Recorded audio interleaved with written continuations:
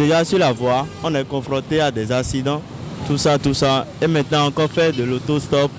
Déjà tu ne connais pas la personne. Quand tu le fais arrêter, il te prend.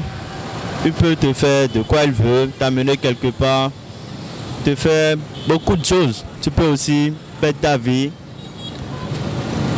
être perdu d'ailleurs, ou bien te déposer quelque part où tu ne sais jamais. Et là, bon, tu risques de te perdre. Ceux qui font l'autostop, c'est parce qu'ils sont en manque de moyens. Donc ils se disent qu'une personne va les dépanner et tout ça. Mais aujourd'hui à Cotonou, tout se passe quoi. Tu peux par exemple monter sur la moto de quelqu'un et te retrouver évanoui, peut-être. Mais même ça, c'est encore le cas extrême. Tu peux monter sur la moto de quelqu'un, la personne soit en train de filer, tu as fait un accident avec la personne. Déjà, quand tu remorques une personne, tu ne sais pas qui tu remorques. La personne peut te poignarder en chemin, ça peut arriver. Ça dépend aussi des heures à laquelle tu remorques la personne. Si par exemple c'est la nuit, déjà c'est pas conseil de remorquer une personne la nuit parce que tu ne sais pas qui il est réellement. Donc, ça peut être un cas de braquage, ça peut être beaucoup de choses. Ou bien, tu peux aussi remorquer une personne, on ne le souhaite pas, et en chemin, tu fais un accident. Et peut-être que toi, tu n'as rien, et celui que tu as pris a peut-être été tellement blessé, ça va tomber sur toi en fait. Déjà, j'ai assisté à un fait lié à l'autostop. C'était une dame, elle s'est fait remorquer par un homme, et ensuite, l'homme, après l'avoir remorqué, elle est tombée sur le champ. Et bon, après, on a appris que elle avait fait un avortement. L'homme qui l'a remorqué ne savait pas ça. Donc du coup, les médicaments qui étaient à côté ont accéléré un peu pour retrouver l'homme. Et ensuite, l'homme a été arrêté, soit disant que c'est lui qui avait fait avorter la fille. Mais la fille étant morte, il n'y avait personne pour justifier son innocence. Tu essaies de aider, mais toi tu finis dans un pétrin. Je pense que l'autostop c'est une mauvaise pratique, surtout pour nous les jeunes filles. Parce que nous sommes exposés à beaucoup de risques. Nous ne savons pas là où celui qui nous remorque peut nous emmener. Et il peut y avoir des accidents en cours de circulation. Il peut y avoir aussi des pertes en vies humaines. Il y a aussi les pratiques rituelles.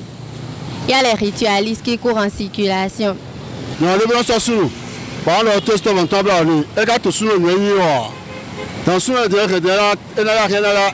On va le tomber pour voir nous abonner. Donc, est-ce que la café avec pas les freins sur les yeux? Nous la moyen là. Pour moi, nous devons me poser. Pour moi, nous sommes bien contents avec parler. Pour ça, nous devons avoir tout le monde à ce moment-là. Nous devons être jaillo côté. Alors que la chambre est jaillo. Écoute nous quand même. Donc nous avons bien côté. Donc le côté où la bien aller. Et nous il y a là moi-même maintenant besoin là alors tout le monde parle. Alors mes amis là mais bleu problème de connu. Bon bataille c'est nous dans les dit. Beaucoup le hier. Hier le était dit. Nous là stomo. Beaucoup de alors autostop sont bloqués. Mais là pour que et bah c'est maintenant le fil à c'est fil à sortir. Donc on va c'est le gain. Caca donc autostop là. Regarde me correct moto carrément là. Ben c'est mais surtout dans village d'en bas. Et de moi il y a là quoi il y a là et moi il y a là pour le point il y a alors que il y a le Roubaix oui. Le faut être 15 ans dans le bilan tiers. Par exemple, si vous ne connaissez pas la personne et que c'est la nuit, vous ne savez pas celui que vous remorquez. Donc ça peut poser par exemple des cas de vol et tout ça. On doit faire attention de faire des autostops et de prendre des gens sur le bord de la voie dans la soirée, c'est-à-dire la nuit. Celui qui se fait remorquer, selon moi, ça n'a pas de conséquences.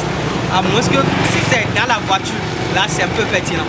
En ce sens que vous êtes dans la voiture avec quelqu'un, vous ne connaissez pas l'intention de cette personne. D'accord?